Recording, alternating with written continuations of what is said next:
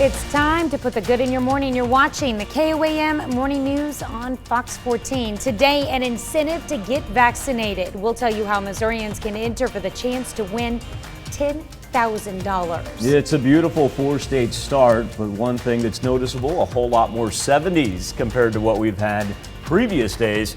An idea of where we're going on the thermometer and the latest from the Skywatch Weather Center. Also, a small local dance studio wins national recognition. All that and more just ahead. The four states' most watched news starts now. Thanks for joining us for the KOAM Morning News on Fox 14. I'm Tanya Bach. Vaccinated Missourians have a chance to win $10,000.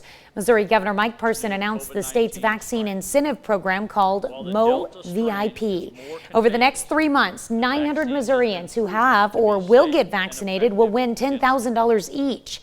Every 2 weeks, 80 winners will be randomly selected and win $10,000. 20 adolescents who are 12 or older will also get $10,000 in education credits. We are not going to force anybody to take a vaccine in this state.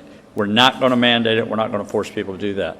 But what we do want to encourage, the ones that really are maybe on the bubble, maybe the ones that are trying to figure out, do I or do I not, we want to encourage them to take that vaccine. The program will be conducted by the Missouri Lottery. Local health departments will also be able to provide $25 to each vaccine recipient, up to a total of $11 million. MSSU is also offering a new incentive program for faculty and staff to encourage them to get vaccinated. Starting August 9th, the university will draw weekly prizes for vaccinated faculty and staff. Each Monday, 2 employees will win $250 in Lion Bucks, and all vaccinated employees will get 100 wellness incentive points. On September 1st, 1 employee will win $2,500. We feel it's really critical that Missouri Southern employees and students get vaccinated if they feel that they should, and we would encourage that. And so anything we can do to further encourage them to get vaccinated, we feel is a necessary effort on our part. The program is being paid for with federal stimulus funds. Federal judge temporarily blocks Arkansas's ban on gender-affirming treatment for transgender youth. The American Civil Liberties Union filed to stop the ban on behalf of 4 transgender adolescents in Arkansas, as well as 2 doctors who provide gender-affirming care to trans youth in the state. The ruling means for now Arkansas will not be able to begin enforcing the ban on July 28th, the day it was set to go into effect. The state's GOP-led legislature enacted the ban in April after overriding Republican Governor Asa Hutchinson's veto of the measure. LGBTQ and medical advocates strongly opposed the legislation, citing fears it could have significant negative impacts on the mental health of trans youth. The owners of a now-closed girls' boarding school in Humansville, Missouri, settled 4 civil lawsuits alleging sexual and physical abuse. About 24 girls were removed from Circle of Hope Girls Ranch last year during an investigation into abuse allegations spanning several years. The owners now face 100 criminal charges, including statutory rape, sodomy, physical abuse, and neglect. A GoFundMe is set up to help the owners and employees of PLAYMAKERS Sports Bar and Grill in Chanute, Kansas, which caught fire yesterday. The Chanute Fire Department says they responded to the fire after 5 p.m. and found smoke coming out of the second-story window and rear of the building. Firefighters stayed through the night to make sure the fire was out. The Kansas Fire Marshal's office is investigating the fire. Kansas Highway Patrol says a Florida woman died in a crash in Bourbon County. Authorities say 23-year-old Fabiana Inez Sierra of Miami, Florida, was driving south on Kansas Highway 7 when she drifted and crossed the center line and collided with another vehicle. One of Inez Sierra's passengers was injured, another was not. The driver of the other vehicle was not injured. Police in Bethany, Oklahoma are investigating the death of a 12-year-old boy who they say died after attempting a social media challenge. According to police, officers responded just before midnight Monday to a report of an unresponsive juvenile found in an apartment building, Breezeway. Officers reported seeing ligature marks around the boy's neck. He was taken to a local children's hospital where he died from his injuries. Preliminary investigation leads detectives to believe this incident was not a suicide attempt. The police report said it was a TikTok challenge gone wrong, and now police want parents to be aware. The name of the challenge is the Pass Out or Blackout Challenge. And that's the big thing. Kids are bored and they're trying new things. And parents really have to start watching their social media. I mean, we've been saying that a lot, not just because of these type of challenges or things like that, because of predators in different crimes that, kids fall victims to. But this, I hope, is an awakening for parents. This death comes just months after a 12-year-old Colorado boy died attempting the same deadly game. The Joplin Area Chamber of Commerce shows new medical students around the city. First-year student doctors at Kansas City University's Joplin campus were taken on a guided bus tour. Majority of the students are new to the area, so the chamber wanted to help get them acquainted. Stops they made on the tour included Wildcat Glades, the Empire Market District, and downtown Joplin. Oh, rats! Today, You love this. second rat story of the day. Today is National Rat Catcher's Day. Good for you, rat catchers. It's observed every year on July 22nd. Most people don't want these rodents scurrying around their homes and properties, so it's a good thing we have exterminators. Thursday is a day to celebrate those rat catchers and to remember the story of the Pied Piper of Hamelin, a German fairy tale in which the Pied Piper led all the rats out of the town. But wait. Go ahead. All right. Well, you can celebrate the day by taking a moment to appreciate rat catchers and reading the full story of the Pied Piper or listening to Michael right now. No, I was just curious that you brought up treating the Pied Piper as, yeah, but remember the end of the story? Please enlighten us for those who have forgot. When he doesn't get paid, he leaves all the children out and they're never seen again? Oh. Yeah, make sure you pay your exterminator bill. Pay your exterminator, please! Don't just honor them today. If you have an unpaid exterminator I bill. never knew there was a National Rat Catcher's Day. No. Tanya, not a fan of rodentia of that. Whatever that was running across the yard was not a rat. That was a larger. Okay, I gotta stop watching this video. I'm surprised you're even watching the video. I'm not. I'm No, trying not to. I figured I'm that's looking why above it. I couldn't tell if you were watching the video or looking over at me. I'm trying to look over it so I can see you. If you want to read the Pied Piper to your kids, probably cut it off halfway. Don't read the end of it. It's no bigs after that, right? And pay your bills. Pay your bills. Pay your bills and don't let the exterminator play a flute when you're in church and the kids are around town. 70 degrees is where we have a substantial amount of numbers compared to what we had yesterday. 71 in Joplin and Miami, 70 in Pittsburgh and Lamar as well. It's very comfortable outside. And now our humidity is dropping already. Usually we have to wait, until that sun kicks in a little bit, till about 9, 10 o'clock. But now it's already going down right now, and a lot of that's reflectivity picked up by the sweeping radar for the most part. Not only is the Midwest clean, there's not a whole lot of action going on right now. Jet stream's still in about central Canada, and so the heat dome is going to fall down upon us. And we're also going to combo that with a wind shift that's going to move in from the southwest. So we're not going to be abnormally warmer than what we were yesterday. A little shot for rain down there to the south of I-44. We got up to 88 at Joplin Regional Airport yesterday, probably about 89. We'll see a 90 every now and then. But then tomorrow we kick in, and that's when the heat wave truly begins, because we're going to be up into the mid-90s there by the time the weekend's over and into next week.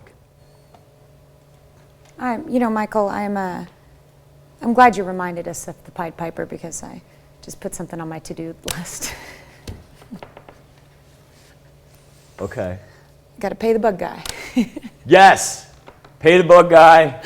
Just wrote pay Josh. I like your words of wisdom. Pay people that you employ for their services.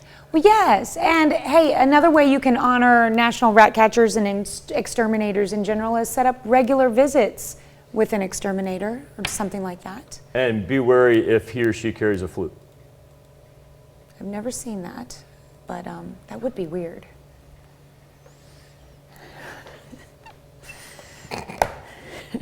The spray they carry should not look like a flute.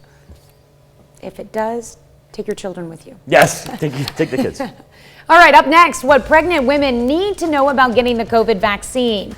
And a recovering alcoholic finds a new purpose with painting. We'll show you how he's using his newfound passion to beautify Fort Scott. You're watching the KOAM Morning News on Fox 14. Health officials in Springfield, Missouri are planning ahead as COVID-19 cases grow. 2 buildings have been deemed as potential sites to treat additional patients.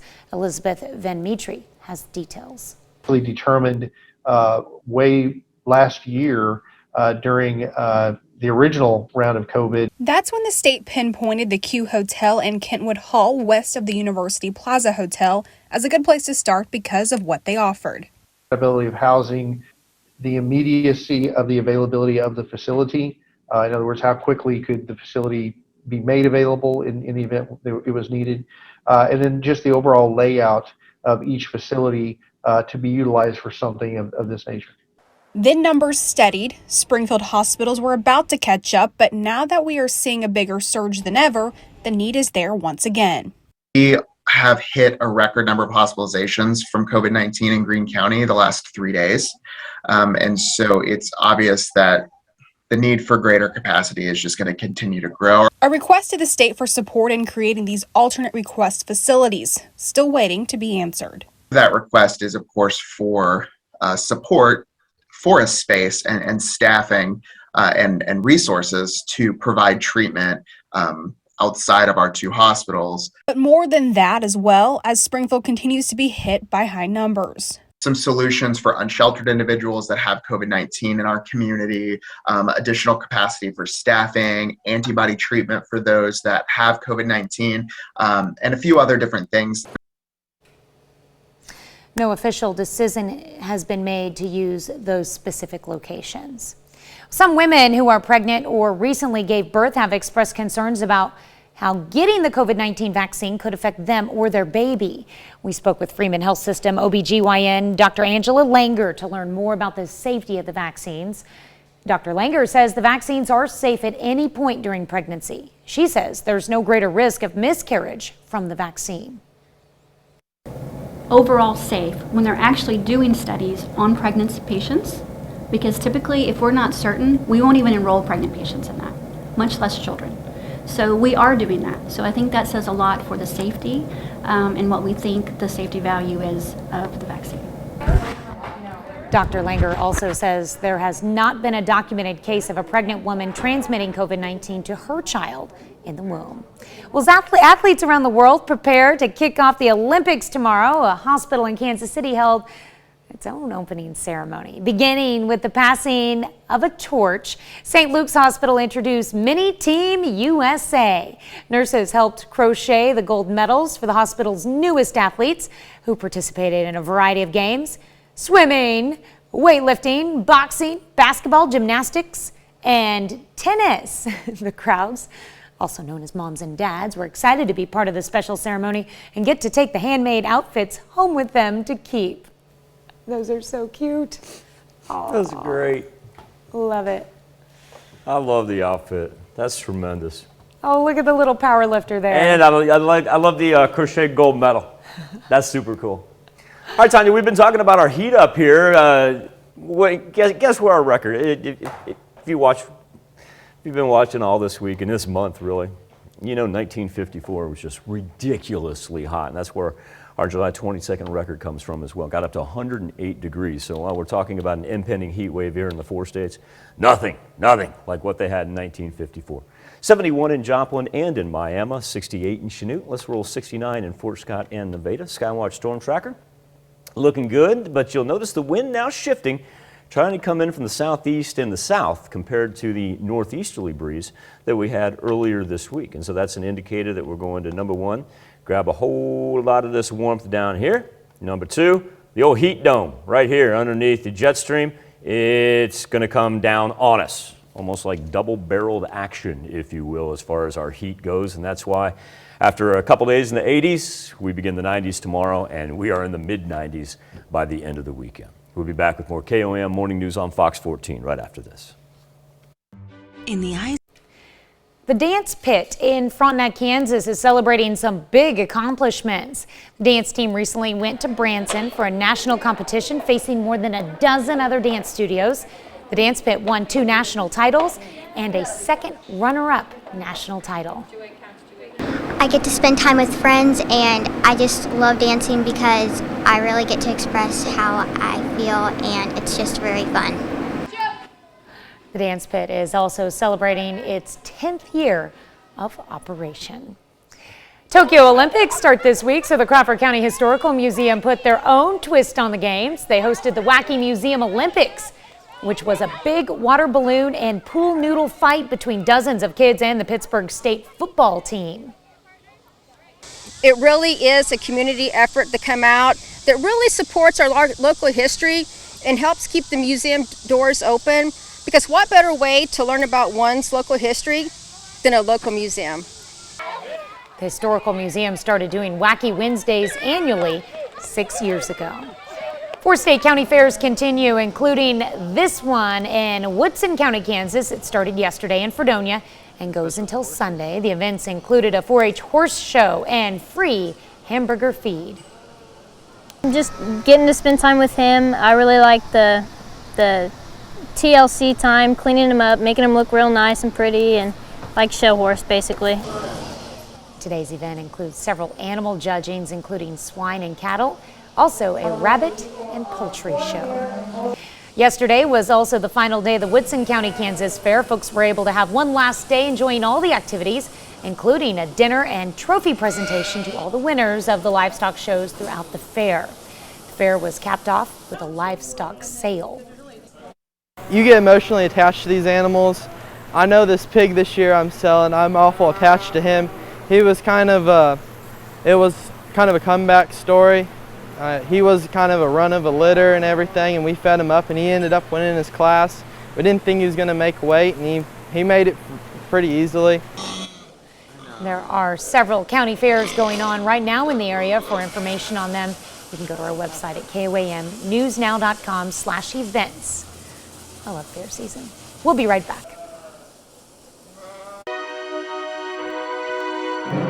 It's time to honor today's 4-state hero, Corporal Anton Zimlock, who served in the United States Army from 1942 to 1945. He fought in World War II and survived as a prisoner of war in Germany. He received 4 Bronze Stars. His hometown, Franklin, Kansas. We are proud to salute Anton Zimlock, our 4-state hero. Fort Scott Artist is enhancing parks in the area by painting some large and colorful murals.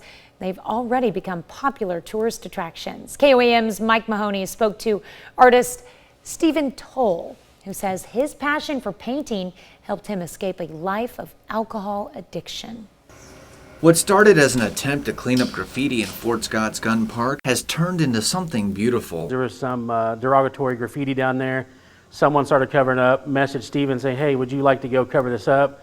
Stephen informed me that he was the one already covering up at the cover of Darkness, and that if he had some permission, he could get done a lot quicker, and that's kind of how it started. Fort Scott Mayor Josh Jones is talking about his friend and local artist Stephen TOAL, who partnered with the city to create this beautiful butterfly and flower mural in an area of Gun Park that had been defaced. The mural is a hit with park goers, but it's also done a lot for the artist himself. I'm in recovery. I got 3 years clean, but I chose art as a different outlet, for a positive outlet, instead of obviously partying and drinking. Stephen says focusing his energy on something he's passionate about was instrumental in changing his life, and encourages those struggling with addiction to try a similar route. As an addict, you can turn that into a positive if you just channel it into something positive like art, instead of drugs and alcohol. If you take that same mentality and put it towards art, you know, you can go places. And Stephen is going places with his hometown of Fort Scott. He has also completed multiple murals in the city's riverfront park, including this one of Fort Scott hero Gordon Parks. Not only is the art a hit with locals, the murals are also turning heads among visitors. You drive down the riverfront and you see people coming in that are tourists, stopping, taking pictures in front of it. It's definitely been an attraction for locals and the tourists that come to town. And that's who Stephen has in mind with his latest work in progress. He's currently painting these angel wings at a gun park rest area, which are popular for taking pictures, and he doesn't plan on stopping there. In Fort Scott, Kansas, Mike Mahoney, KOAM News. Those are pretty awesome. If you'd like to learn more about Stephen Toal's artwork or photography, you can check out his professional Facebook page, and we've put a link to that in this story on KOAMnewsnow.com. Another half hour of news and weather is just ahead. Coming up on the KOAM Morning News on Fox 14, a big day in four-state racing. We'll have a preview of the latest of the All-Star Circuit of Champions at the Humboldt Speedway. And two Kansas City women begin a 45-mile walking journey this morning to raise money for the homeless eye care. You're watching the KOAM Morning News on Fox 14. We'll be right back. Connect to Culture is proud. Four States' most watched news starts now. Back to the KOAM Morning News on Fox 14. It's currently 7:30. Let's take a look at today's top stories. Vaccinated Missourians have a chance to win $10,000. Missouri Governor Mike Parson announced the state's vaccine incentive program called MO VIP. Over the next 3 months, 900 Missourians who have or will get vaccinated will win $10,000 each. Every 2 weeks, 80 winners will be randomly selected and win $10,000. 20 adolescents who are 12 or older will also get $10,000 in education credits. MSSU is also offering a new incentive program for faculty and staff to encourage them to get vaccinated. Starting August 9th, the university will draw weekly prizes for vaccinated faculty and staff. Each Monday, 2 employees will win $250 in Lion Bucks, and all vaccinated employees will get 100 wellness incentive points.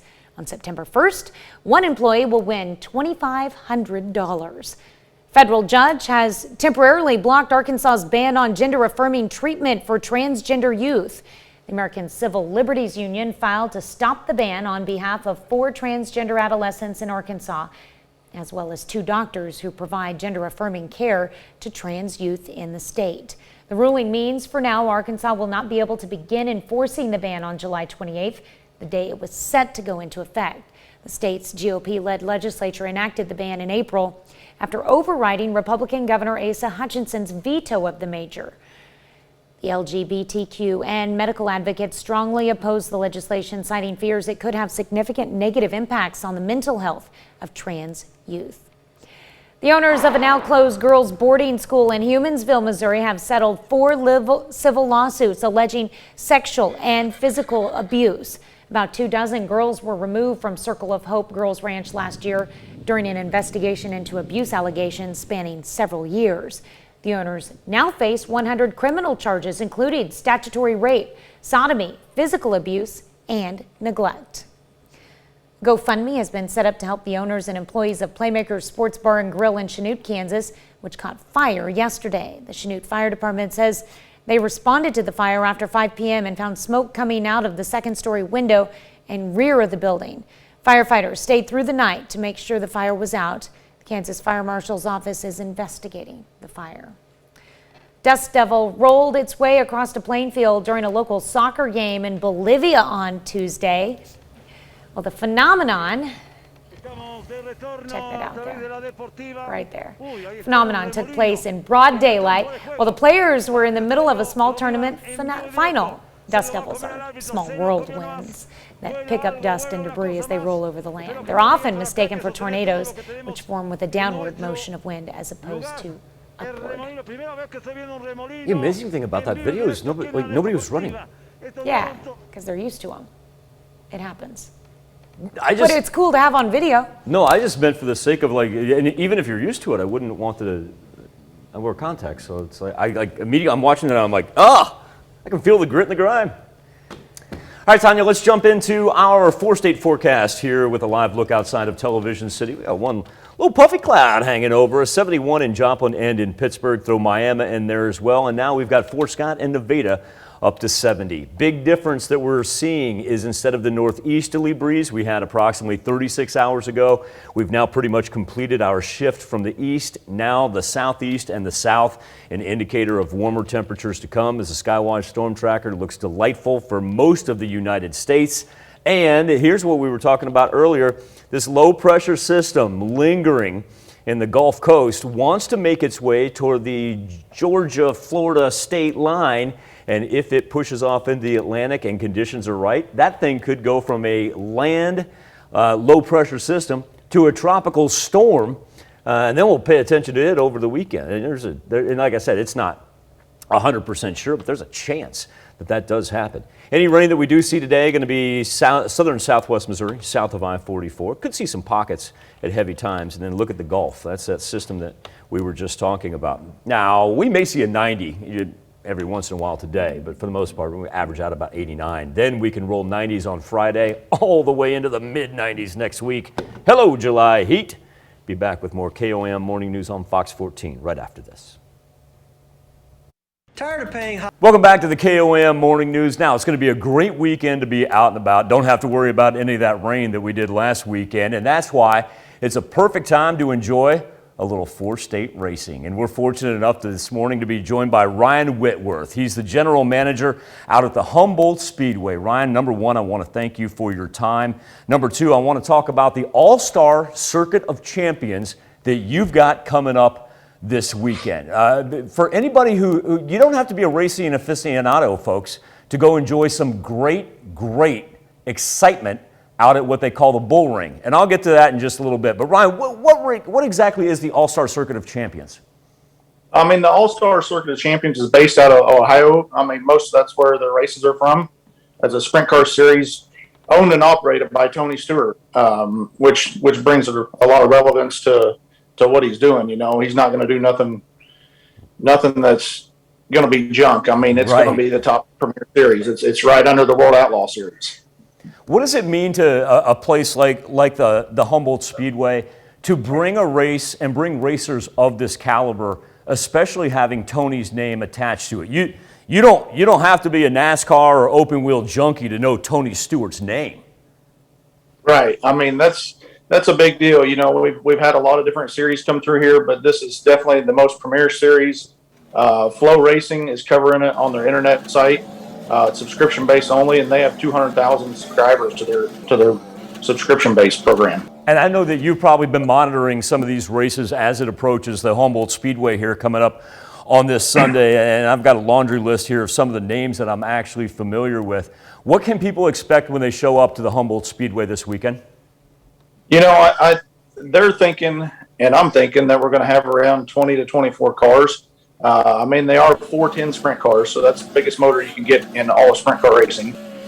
So there's a lack of cars around here, but they're going to bring the best traveling series cars that are in the nation coming here. And I think the really interesting thing about this, as far as the All-Star Circuit goes, is your speedway is extremely unique. 3/8 of a mile, folks. And so we're talking about nonstop action. Now, for those of us that have been out there, Ryan, you call it the bull ring. How did you get that nickname? Well, I mean, it all started from a race that we put on in March, just because it's really intense. Everything happens really quick around here. And these sprint cars are going to be no exception, you know. Turning a 9-second lap is probably going to be what they're going to be running around here. We don't really know because we've never had that type of sprint car. And like I said, it is edge of your seat excitement when you get professional racers out on 3/8 of a mile. Also, too, I know you've made quite a reinvestment there at the Humboldt Speedway, and not that I thought it ever needed help, but you were telling me about the reinvestment that you've made to really make it a state-of-the-art speedway in the 4 states. Yeah, that's the biggest thing is, I mean, we've owned it 31 years now this year. We only got half a year last year due to COVID, but, you know, keep putting money back in the facility and making it nice for the families. The biggest thing is being a family-friendly atmosphere. You know, it's hard to draw people if you don't want to bring your family here. And Ryan, I think you just hammered on a major point right there. This is one of those races that not only are you going to see some of the best young talent in the United States, but also, too, Ryan puts on such a great event at this venue that kids, everybody, grandma, bring them all out there. It's wonderful. Hey, how do I get in touch with you about tickets for this coming up on Sunday? It's all listed there at HumboldtSpeedway.com. Just click the ticket tab. The one thing that we are out of reserve tickets already. They've sold out of them. Wow. So there's actually one suite is left. And other than that, it's just general admission tickets.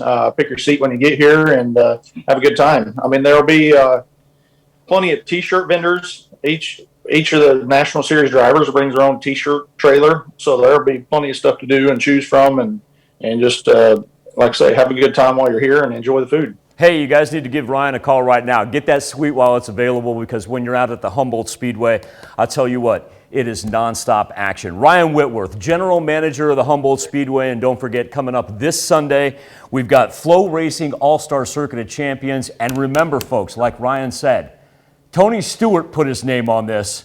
That goes to show you how good these races are coming in our backyard. Ryan, thank you so much for your time this morning. I appreciate it. Thank you. Have a good day. All right, we'll be back with more KOAM Morning News right after this. On the KOAM News Now Facebook page in our morning Insta poll, the mayor of Sacramento, California wants the city to be required to house the homeless. During his State of the City address last month, Mayor Darrell Steinberg proposing to spend $75 million to provide housing to everyone who needs it, but he wants to make the requirement that homeless people be required to take the housing when it's offered. They would not be allowed to choose to stay on the streets. Now, you have supporters who say it's reasonable and even a welcome trade-off. Opponents say the policy feels like government is trying to control people.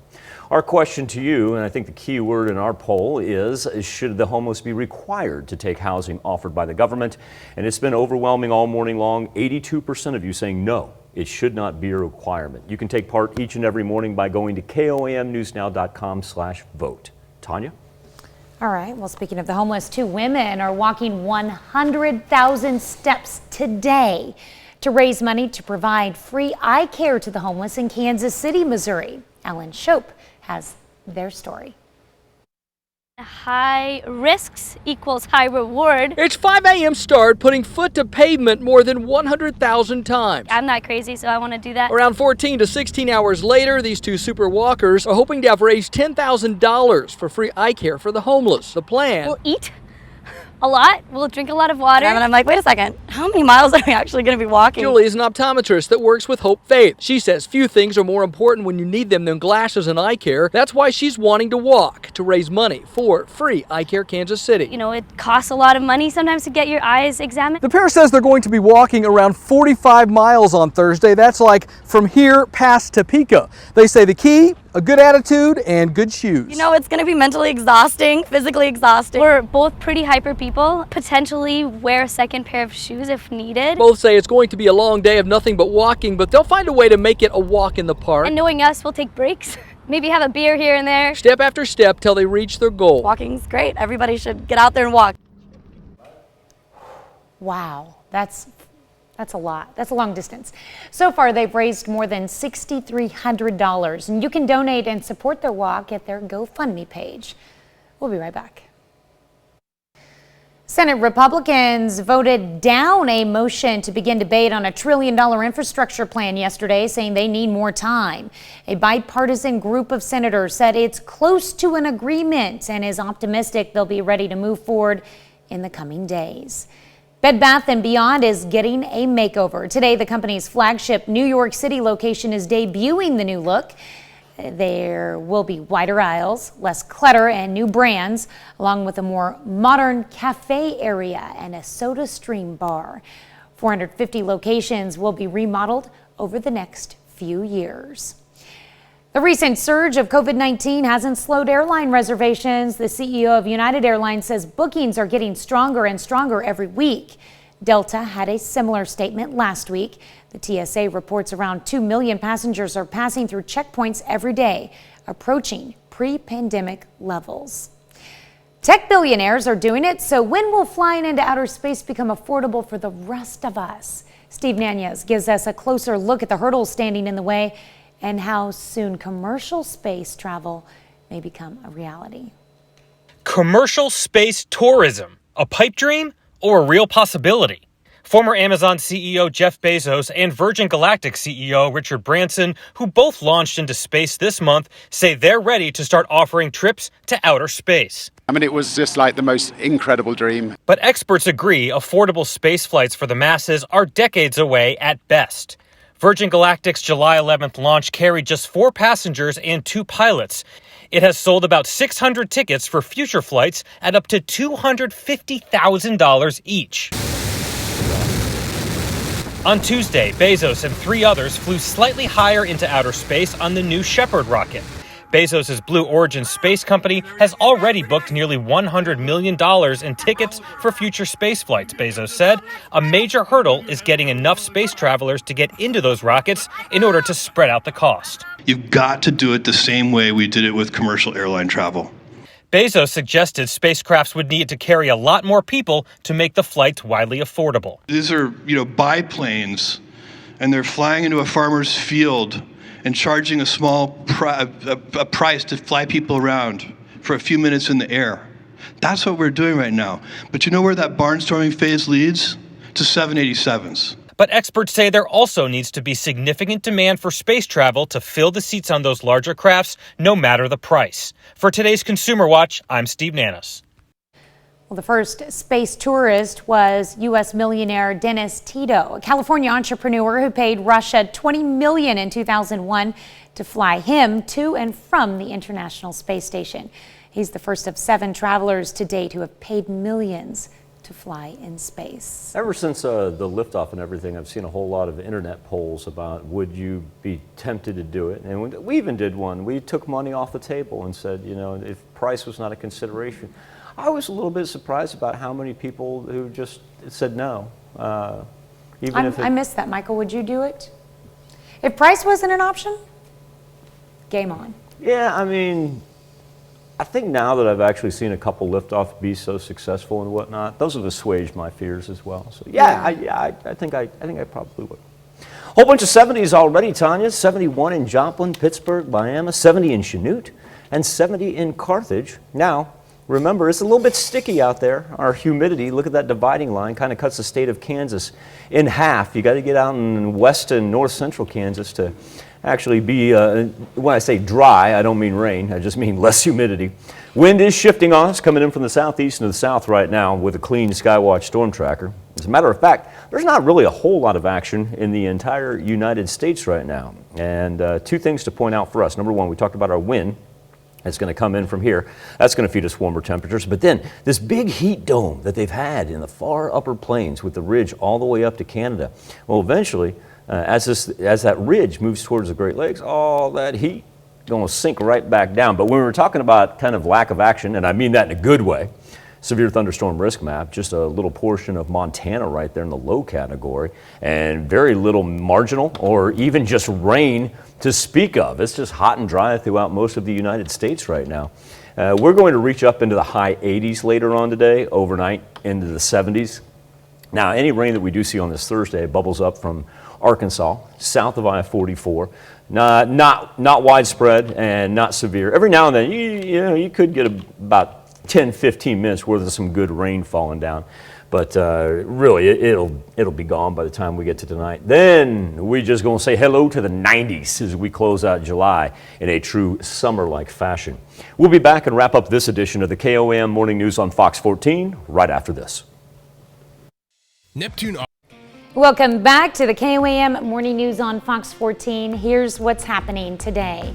New COVID-19 infections in the U.S. have more than tripled in a month as health authorities battle misinformation about vaccines and the more contagious Delta variant spreads nationwide.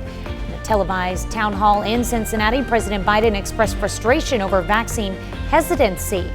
He said the country has, quote, a pandemic for those who have not gotten the vaccination. Life expectancy in the U.S. has dropped by 1.5 years. Largely driven by the pandemic, it's the steepest life expectancy decline since World War II. For Hispanic and Black populations, it's down by as much as 3 years.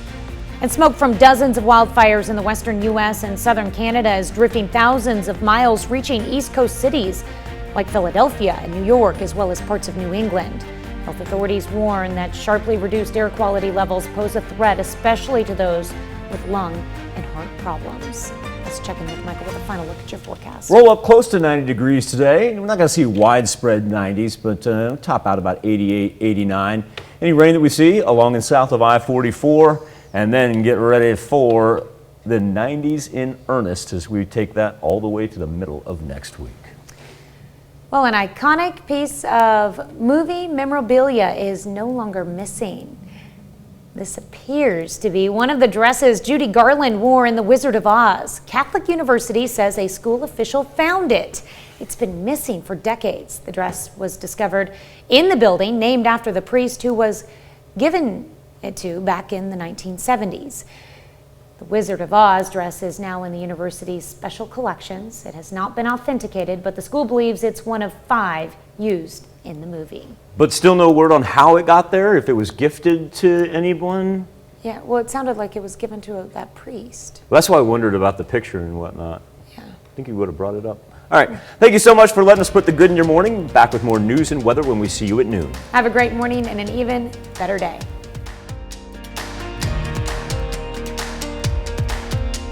When it comes to working with my